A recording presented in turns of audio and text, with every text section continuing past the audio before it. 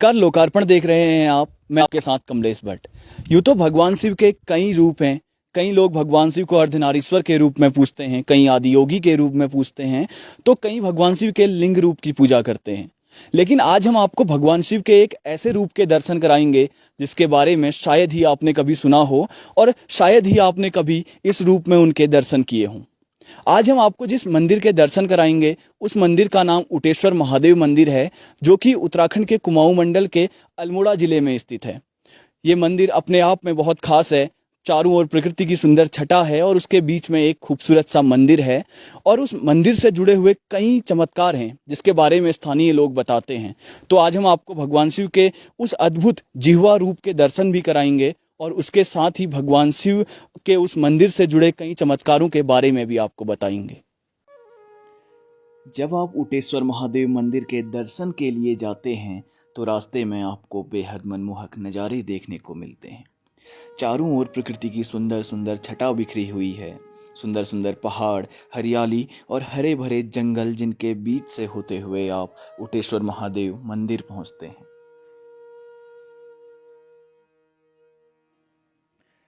प्रकृति के सुंदर नज़ारों के बीच से होते हुए अब हम उटेश्वर महादेव मंदिर पहुंच चुके थे, जहां हमें जाते ही पहले छोटे छोटे मंदिरों के समूह दिखाई दिए, जिसके बारे में हमें मंदिर के पुजारी ने अधिक जानकारी दी।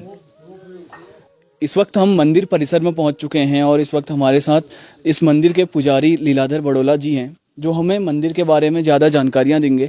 अभी आप देख सकते हैं कि जैसे ही हम मंदिर में प्रवेश करते हैं तो हमें मंदिर में अलग अलग छोटे छोटे मंदिर समूह दिखाई देते हैं, जो केदार शैली के मंदिर लगते हैं। जो जैसे आपने केदारनाथ मंदिर देखा होगा, उस शैली के ही ये मंदिर लगते हैं। जागेश्वर धाम में भी आपको इस तरीके के मंदिर दिखते हैं। तो इनका महत्व जानते हैं। बड़ोला जी, इन मंदिरों की क्या खासियत है और क्या महत्व है इन मंदिरों का? ऐसा है, क्या नाम पांडे जी ना भट्ट जी, तो ये आपका जितने भी हैं ये द्वादश ज्योतिर्लिंग में हैं। 12 मंदिर, 12 समूह हैं ये द्वादश ज्योतिर्लिंग के। इसमें ये कुबेर हैं, ठीक है। बाकी हाँ, ये कुबेर जी का है। इस तरह से 12 ज्योतिर्लिंग में जो ये यहाँ पर स्थापित है। यहाँ आप चलेंगे तो आगे ये यहाँ पर महामृत्युंजय है।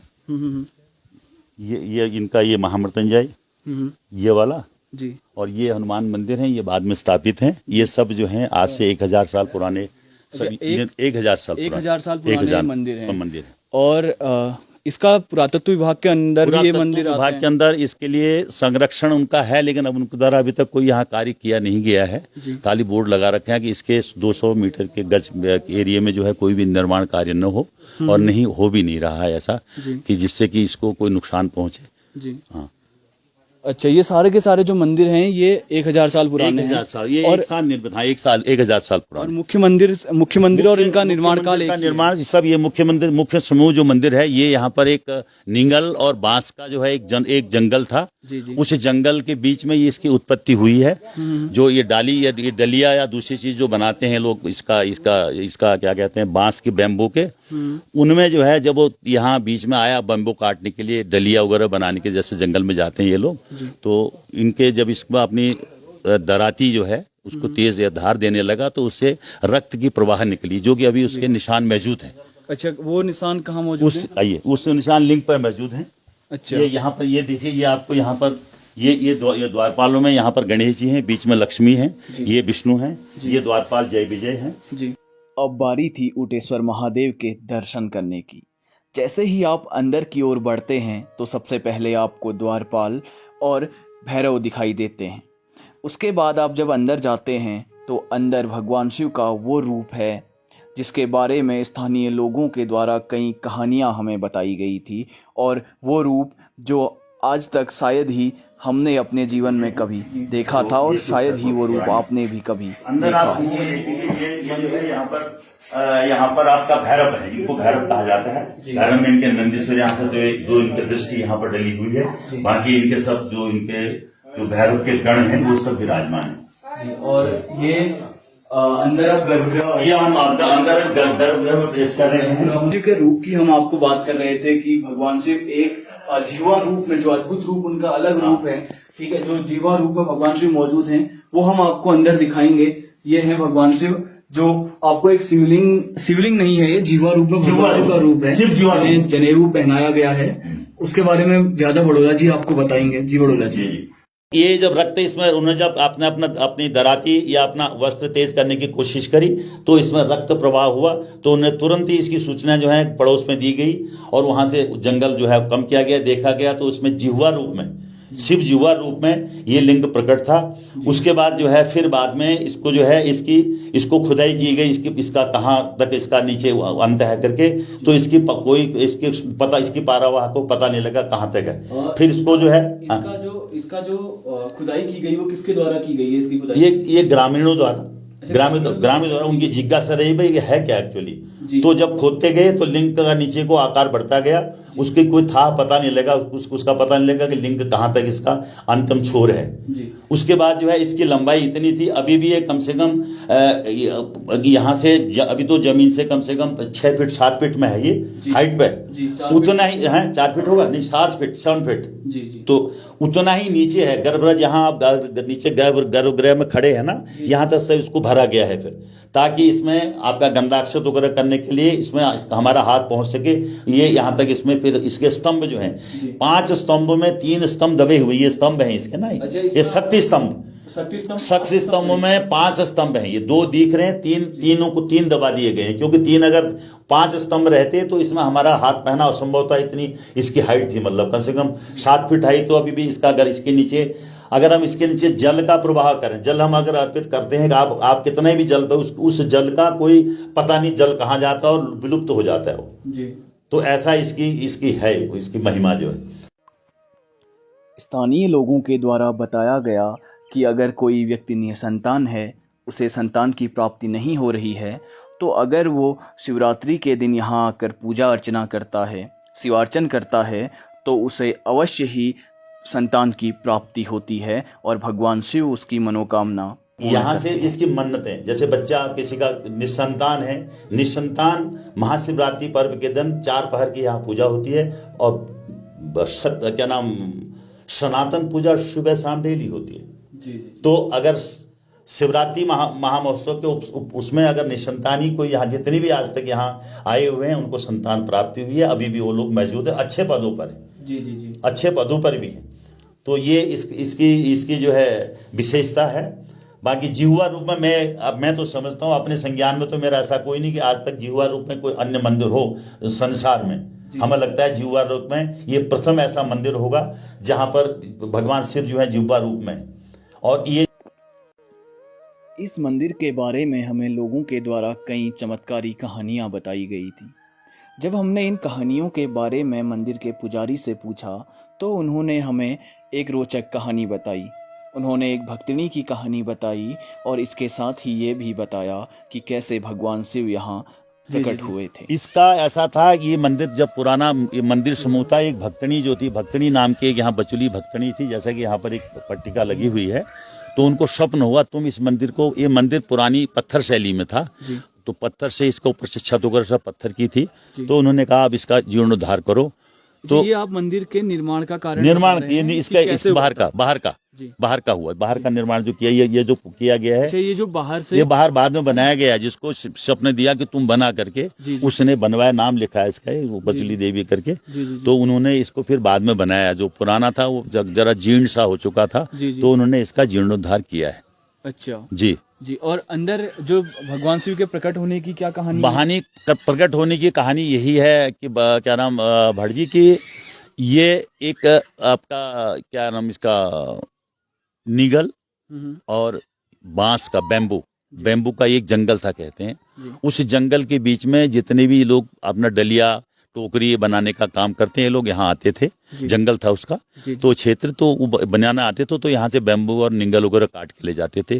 काटते काटते उसके बीच में जब पहुंचे तो उन्हें इस तरह का एक पत्थर मिला जिह्वा रूप में। अच्छा। जिसकी उनकी हाइट से भी ज्यादा हाइट थी जमीन पे। तो उन्होंने जो है उसमें क्या किया कि अपना दराती वगैरह जो उनके पास हथियार काटने वाला था उसको जब तेज करने की कोशिश करी, तो उससे जो है रक्त की कुछ बूंदें जब निकलने लगी तो वो लोग अचंभित हो गए। उन्होंने रक्त की बूंदें जब जहाँ पर मैंने आपको स्थान दिखाया ना, जहाँ पर तेज कटा हुआ नहीं देख रहे हैं, जैसे हम तेज करते हैं तो क्या होता है कि घिसता है, तो घिसा हुआ जो जिह्वा का, तो एक साइड वो दाहिने साइड का फ्रंट से बाएं और उनके दाहिने साइड जो घिसा हुआ हिस्सा है वो जो है दराती को तेज करे हुए निशान है।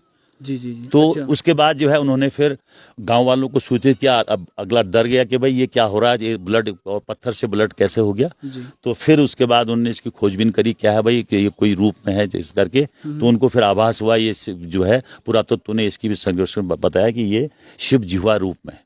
अच्छा, तो उसके बाद फिर यहाँ पर भगवान शिव के इस अवतार की, इस रूप की पूजा होने लगी। पूजा होने लगी। फिर इसकी पूजा करने के लिए इसकी पुजारी नियुक्ति हुई। और बाकी इससे पहले कोई मिश्रा करके पुजारी थे। जी। तो मिस्र पुजारी जो थे उन्होंने इसके साथ इतना अच्छा लगाव नहीं रखा, पूजा प्रतिष्ठा में ध्यान नहीं दिया।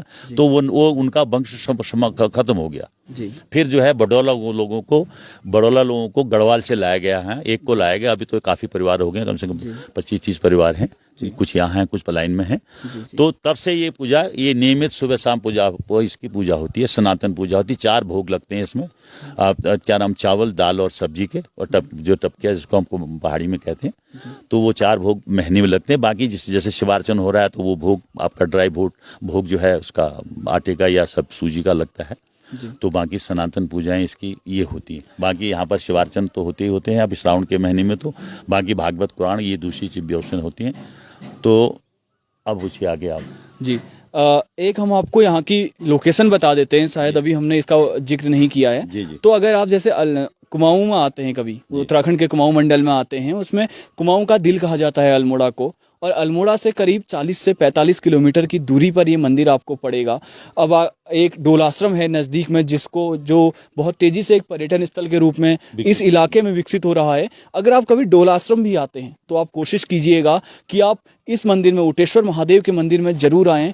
एक अद्भुत सी शांति, एक अद्भुत सा सुकून आपको यहाँ महसूस होगा। आप चारों ओर देखिए, कितना सुंदर सा नज़ारा है, जो प्रकृति ने, कहते हैं कि उत्तराखंड को भी प्रकृति के द्वारा बिल्कुल अपने स्नेह प्रकृति के द्वारा लुटाया गया है। और आप यहाँ देख सकते हैं इसका जो जीवंत उदाहरण है कि कितनी खूबसूरत छटा है, चारों ओर हरियाली है, और उसके बीच में ये मंदिर परिसर है। और मंदिर में आपको कई इस मंदिर से जुड़े हुए चमत्कार हैं। इस मंदिर से जो जिह्वा, भगवान शिव का रूप ही यहाँ एक अनोखा रूप है। और उसके बाद आपको ऊपर एक सूर्य मंदिर भी मिलता है। बड़ोला जी, देखिए, हमने इतिहास की बात की, हमने इससे जुड़े हुए जो शुरुआत के मंदिर कैसे बना, भगवान शिव की पूजा कैसे हुई, इसके बारे में जाना। और कई लोग मंदिर के चमत्कारों के बारे में भी बताते हैं। तो चमत्कार ही ऐसा है कि बट जी यहाँ पर एक थोकदार लोग, नरेई के बोरा लोग जो हैं, वो बहुत पुरानी बातें हैं। ये आज से कम से 70-80 साल पहले की बात है। तो शिवार्चन के लिए वो आए पंडित जी को लेकर। तो उन्होंने जब शिवार्चन के लिए गए तो जो उनके क्या नाम जजमान थे, उनको बोला आप स्नान करें। नौली इसके लिए, स्नान के लिए इसकी नौली है, नौली बनी है शुरू पहले से ही। उसी के जल से स्नान होता है, उसी के जल से इनका स्नान होता है। उसी के जल से तमाम लोग या पुजारी लोग स्नान करते हैं। उसके बाद ही जल लाके इनको स्नान और उनको अर्पित होता है। तो उनको कहा गया कि आप जो है नौली जाइए, जल की नौली में, वहां से जल लाइए और आप स्नान करके आइए। जैसे ही वहां पर पुजारी जी, वो क्या नाम, पुरोहित जी बैठे थे, उनके दिमाग में बात, उनके सोच में ये आया, यार कहाँ जागनाथ जाते, ये बागनाथ जाते, यहाँ ये शिवार्चन के लिए आए। उस समय की बात कह रहे हैं, बहुत पौराणिक बात है। तो जैसे ही उनके जजमान वहां से आए, स्नान करके जल लेके आए, तो देखते क्या है, इनके प्रवेश, जहां पर मेन गुंबद का प्रवेश द्वार है, वहां पर मेढक जो है, मेढक कम से कम 5 फीट का प्रवेश द्वार है, 5 ही फीट है हाइट उसकी। तो वहां पर उसने मुंह खोल के खड़ा था मेढक के रूप में। अच्छा, मेढक के रूप में जहाँ पर वहां पर मुंह खोल के खड़े थे। तो उन्होंने कहा, पहाड़ी शैली में कहा, पंडित जी तुम मुल्क कर दे हो, ऐसा क्या हो गया, ये हमें तो देखो, हम कहाँ जाएं अभी। तो उन्होंने पूछा, उन्होंने पुजारी को बुलाया, बोले क्या बात हुई। बोला भाई कोई आप लोगों ने ऐसा अनिष्ट कर दिया है जिससे आपको प्रवेश निषेध हो रहा है। तो फिर पंडित जी ने कहा, भाई बात ऐसी है, मैंने अपने दिन में ये सोचा कि कहीं आप पूजा, अगर आज शिवार्चन नहीं करना था, जागनाथ जाते या बागनाथ जाते करके। तो उन्होंने बोला नहीं, ये हमारा इष्ट है, हमारा शिव है, हम जब हमें श्रद्धा है, हमें यहाँ समर्पित, तभी हम इस शिवालय में आए हुए हैं। उसके बाद उन्होंने वहाँ से छोटा रूप ग्रहण वो करके वो शक्ति में घुस गए, शक्ति स्थल में अंदर घुस गए। फिर उन्होंने अपना शिवार्चन वगैरह किया। शिवार्चन होने के बाद फिर उनको 2 नाग दिखे। एक तो सूरदास थे, मतलब अंधे थे, एक आंख के, एक सही थे। तो पुजारी ने कहा उनसे, भाई देखो 2 पुत्र हैं आपके, एक तो सही होंगे, एक सूरदास होंगे। ये मतलब तमाम चीजें जो हमारे पूर्वज हैं इसको बताते आए, दंत कथाएं हैं जी। और सत्य है जी। तो ये हमने मंदिर के बारे में जाना, मंदिर का इतिहास बताया आपको। और जो खूबसूरती मंदिर में आप चारों ओर देख सकते हैं, और इसके साथ ही एक अद्भुत शांति। अगर आप यहाँ आते हैं, अगर आप कुछ समय के लिए किसी ऑफबीट प्लेस में जाना चाहते हैं, क्योंकि आजकल मंदिर भी बहुत क्राउडेड हो गए हैं, अगर आप यहाँ आते हैं, यहाँ आपको बहुत ज़्यादा भीड़ नहीं मिलेगी, लेकिन मंदिर में आकर आपको बहुत अच्छी शांति मिलेगी। बहुत शांति के साथ आप भगवान शिव के यहाँ दर्शन कर सकते हैं और एक अलग प्रकार की एक अद्भुत अनुभूति आप ले सकते हैं मंदिर में आकर। तो आगे भी हम आपको ऐसे ही मंदिरों के दर्शन कराएंगे। आप बने रहिए लोकार्पण के साथ।